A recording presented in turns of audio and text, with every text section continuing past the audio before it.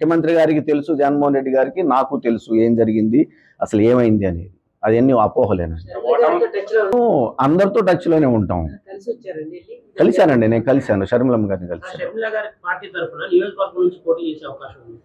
ఇప్పుడే మేము చెప్పలేమండి, నేను ఇప్పుడు చెప్పలేము. షర్మిలమ్మ గారు ఇంకా నిర్ణయం తెలియదు. జాయిన్ ఆమె అఫీషియల్ గా జాయిన్ అయిన తర్వాత నేను మళ్ళీ మిమ్మల్ని కలుస్తాను.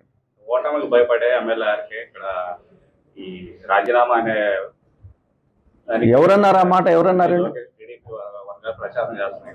రైట్, అది నేను వెళ్ళలేదండి. ఒకవేళ అదే మాట లోకేష్ గారు అని ఉంటే లోకేష్ గారిని, టీడీపీ వాళ్ళని మంగళగిరిలో నేను అడిగేది ఒకటే, గతంలో చంద్రబాబు నాయుడు గారు ముఖ్యమంత్రిగా, లోకేష్ గారు మంత్రిగా ఇదే నియోజకవర్గంలో నివసించారు.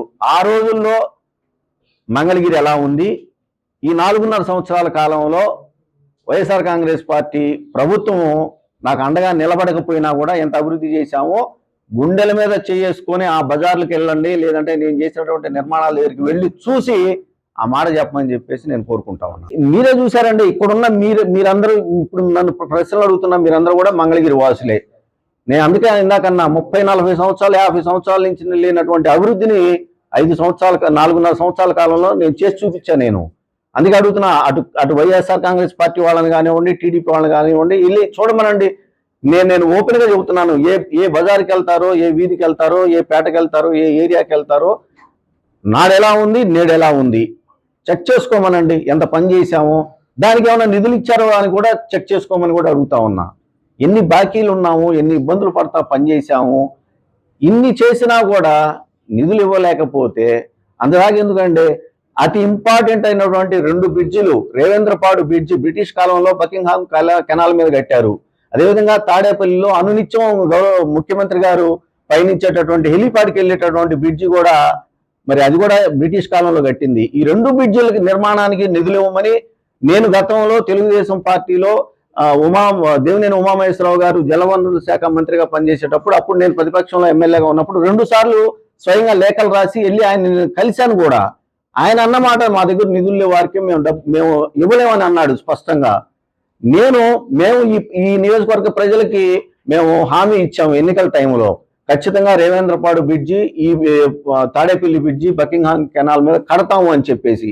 ఎందుకంటే రేవేంద్రపాడు బ్రిడ్జి అది కనుక ఏమన్నా ఇబ్బంది అయితే మరి అటు కొల్లిపర మండలం నుంచి కానివ్వండి, తాడేపల్లి దుగ్గిరాల మండలం నుంచి విజయవాడ వచ్చే వాళ్ళందరికీ కూడా అసలు ఇక రెండో దారి లేనే లేదు. అలాంటి బ్రిడ్జిని మనం పునర్నిర్మించాల్సినటువంటి అవసరం ఉందని ఎన్నిసార్లు ముఖ్యమంత్రి గారి దగ్గరికి వెళ్ళాము, ఎన్నిసార్లు నేను రాసినటువంటి లెటర్ల ద్వారా ఆయన కోరుకున్నాను. దాని నిర్మాణం చేపట్టకపోతే మనం ఏమని సమాధానం చెప్పగలుగుతాము ఈ మంగళగిరి నియోజకవర్గ ప్రజలకు అని చెప్పేసి నేను తెలియజేసుకున్నాను. నేను అసలుకి వెళ్ళనండి, నేను ఇక తిరిగి వెనక్కి వెళ్ళే ప్రశ్నే లేదు. ఎందుకంటే ఏమండి, 125 కోట్ల రూపాయలు నిధులు కూడా పైసా లంచం లేకుండా కాంట్రాక్టర్లతో పనిచేయించే వాళ్ళమి. అందులో కూడా గమనించండి, నేను అందరినీ కోరుకునేది ఒకటే, రాజకీయాల్లో ఉండే మనము ఒక పార్టీలో ఉన్నప్పుడు ఇంకో పార్టీని ఓడించాలని చెప్పేసి అనుకుంటాం మనం. అలా అనుకున్నప్పుడు ఖచ్చితంగా వైఎస్ఆర్ కాంగ్రెస్ పార్టీ కొన్ని సిద్ధాంతాలతో ఉండాలి. అవి ఏంటి అని అంటే, మంగళగిరిలో టీడీపీ అభ్యర్థిని ఓడించాలి, కుప్పంలో టీడీపీ అభ్యర్థిని ఓడించాలి, పులివెందుల్లో టీడీపీ అభ్యర్థిని ఓడించాలి, అటు గాజువాక, భీమవరం ఇలాంటి కొన్ని ముఖ్యమైనటువంటి ప్రాంతాలలో వైఎస్ఆర్ కాంగ్రెస్ పార్టీ, తెలుగుదేశం పార్టీ అభ్యర్థుల్ని, తన ఆపోజిట్గా ఉండేటువంటి అభ్యర్థుల్ని ఓడించాలి అని అంటే పనిచేయాలండి మనం ప్రజలకి. ఆయా నియోజకవర్గాల్లో ఉన్నటువంటి వైఎస్ఆర్ కాంగ్రెస్ పార్టీ అభ్యర్థుల్ని కాపాడుకోవాలి. ఆ ప్రజలకి దగ్గరగా, అతి దగ్గరగా వెళ్ళేటటువంటి వాళ్ళకి అండగా నిలబడాలి. అందుకే అంది, ఓటుకు నోటు కేసులో రేవంత్ రెడ్డి గారు, చంద్రబాబు నాయుడు గారు మనవాళ్ళు బ్రీఫ్డ్ మీ అనే వాయిస్ ఆయనే అని చెప్పేసి నేను స్పష్టంగా ఎఫ్ఎస్ఎల్ ల్యాబ్ ద్వారా నేను సమర్పించినటువంటి పేపర్స్ ఉన్నాయి. కాబట్టి పైగా రేవంత్ రెడ్డి గారు ఆడియో వీడియోలో దొరికిపోయాడండి. ముఖ్యమంత్రి అయితే ఏమన్నా గొప్ప ఏందండి, తప్పు చేసిన వాళ్ళు మహామహులే న్యాయస్థానం మెట్లెక్కి శిక్ష అనుభవించారు ప్రజాస్వామ్యంలో. దానికి ముఖ్యమంత్రి అనో ప్రధానమంత్రి అనో తేడా ఉండదు. తప్పు చేసిన వాడు తప్పే, ఆ శిక్ష అనుభవిస్తాడు ఎవరైనా.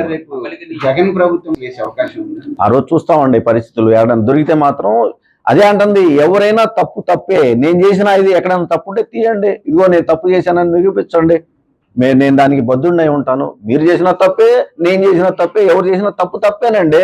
ఎందుకు ఎన్నుకుంటున్నారు ప్రజలు ప్రజాప్రతినిధుల్ని?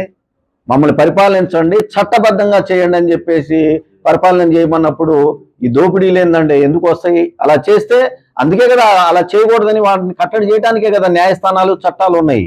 ముందు షర్మిలమ్మ గారు చేరితే మాత్రం నేను షర్మిలమ్మ వెంటే నా పైన. పార్టీ పక్కన ఫాలోవర్స్ అందరికి ఒక వ్యాక్యూమ్ ఫామ్ అయింది, మమ్మల్ని నట్టెంట ముంచి వెళ్ళిపోయారు ఆర్కే గారు అనేది ఒక అది కరెక్ట్ కానే కాదు. ఎందుకంటే అంటే నా దగ్గర ఉన్నటువంటి నా చుట్టూ ఉన్నటువంటి వాళ్ళందరికీ తెలుసు మేము గత 2 సంవత్సరాలుగా మంగళగిరిలో ఏమేం పనులు చేస్తా ఉన్నాము, ఎన్ని ఇబ్బందులు పడుతున్నాము, ఎన్ని బాధలు పడతా ఉన్నాము, అయినా కూడా మాకు ఆర్థికంగా అండ దొరకలేదు అనేది ప్రతి ఒక్కరికి తెలిసినటువంటి మాట అయితే.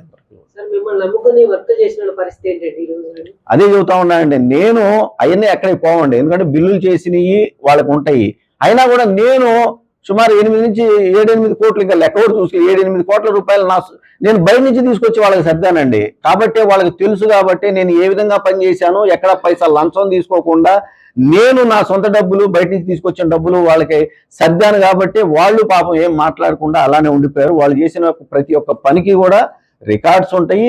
ఇవాళ కాకపోతే రేపైనా బిల్లులు వస్తాయి. లేదంటే కొంతమంది గతంలో పని చేసుకొని బిల్లులు రాకపోతే గౌరవ న్యాయస్థానాలకు వెళ్ళి న్యాయస్థానం తీర్పుల నుంచి బిల్లులు తెచ్చుకున్నటువంటి పరిస్థితులు కూడా ఉన్నాయని చెప్పేసి నేను తెలియజేసుకుంటాను. ఇప్పటికి కూడా ఏమంటే ఏ రాజకీయ పార్టీకైనా కూడా న్యాయ నిర్ణేతలు ప్రజలండి. తెలుగుదేశం పార్టీ పని చేయలేదు కాబట్టి తెలుగుదేశం పార్టీని ఆ రోజులు 2019లో ఇంటికి పంపించారు. 23 సీట్లకే పరిమితం చేశారు. కేవలం 3 పార్లమెంటు స్థానాలకే పరిమితం చేశారు. రేపొద్దున ఈ రాష్ట్ర ప్రజలు వైఎస్ఆర్ కాంగ్రెస్ పార్టీ పనిచేయలేదని అనుకుంటే ఖచ్చితంగా అదే పరిస్థితి తిరిగి వైఎస్ఆర్ కాంగ్రెస్ పార్టీకి రాదు అని చెప్పేసి ఎందుకు అనుకోకూడదండి? మీరేమో అభిప్రాయపడుతున్నారు? చెబుతాము నేను ఏదో ఒక పార్టీలో చేరిన రోజు నా అభిప్రాయాన్ని ఖచ్చితంగా నిక్కచ్చిగా చెబుతా, ధైర్యంగా చెబుతాను. జగన్మోహన్ రెడ్డి గారే సమాధానం చెప్పాలి. నేను అందుకే అన్నా, ఇందాకే అన్నా, నేను రాజకీయాల్లో నేను రాజశేఖర రెడ్డి గారి కుటుంబాన్ని వదిలిపెట్టను.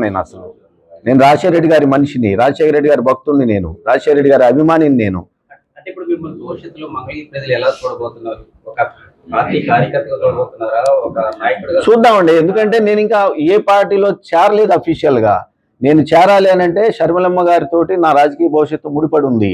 షర్మిలమ్మ గారు తీసుకునేటువంటి నిర్ణయానికి అనుగుణంగా నేను నిర్ణయాన్ని తీసుకుంటాను. కాబట్టి ఆ రోజున ఆ పార్టీ తీసుకునే నిర్ణయాలకి అనుగుణంగా నేను పనిచేయాల్సి వస్తుంది. కాబట్టి ఖచ్చితంగా నేను ఆ రోజున ఏ నిర్ణయం తీసుకుంటానో ఆ నిర్ణయానికే పనిచేస్తాను. ఇతర పార్టీల నుంచి వచ్చారండి, చాలా మంది అడిగారు.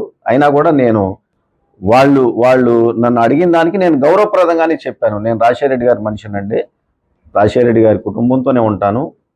షర్మిలమ్మ గారు ఏ నిర్ణయం తీసుకుంటే ఆ నిర్ణయానికి అనుగుణంగా నేను పనిచేస్తానని చెప్పాను. కేసులు ఎప్పుడు ఉంటాయండి, 100% కొనసాగిస్తాను. నేను చెప్పాను కదండి, తప్పు ఎవరు చేసినా తప్పే. ఓటుకు నోటు కేసులో చంద్రబాబు నాయుడు గారు రేవంత్ రెడ్డి గారి ద్వారా 5 కోట్ల రూపాయలకు అవసరం లేనటువంటి ఎమ్మెల్సీ ఎన్నికల్లో డబ్బులు ఇచ్చి పంపిస్తూ 50 లక్షల రూపాయలు అడ్వాన్స్ ఇచ్చి అడ్డంగా ఆడియో వీడియో టేపుల్లో దొరికినటువంటి పరిస్థితి ఈ ప్రపంచం చూసిందండి. అది ఖచ్చితంగా న్యాయస్థానాల్లో ఉంది. నేను ఎక్కడున్నా కూడా, నేను ఒకవేళ రాజకీయాల్లో రేపు లేకపోయినా కూడా ఆ కేసులు కొనసాగుతాయి.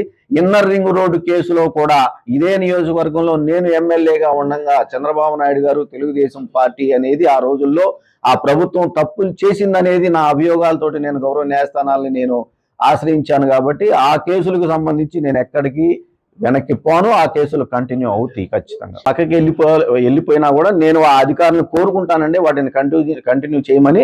నాకు తెలిసి చేనేత బజార్ అయిపోయింది, త్వరలోనే దాన్ని ఓపెనింగ్ చేసుకుంటారు. నేను కమిషనర్ గారిని వ్యక్తిగతంగా కలుస్తాను.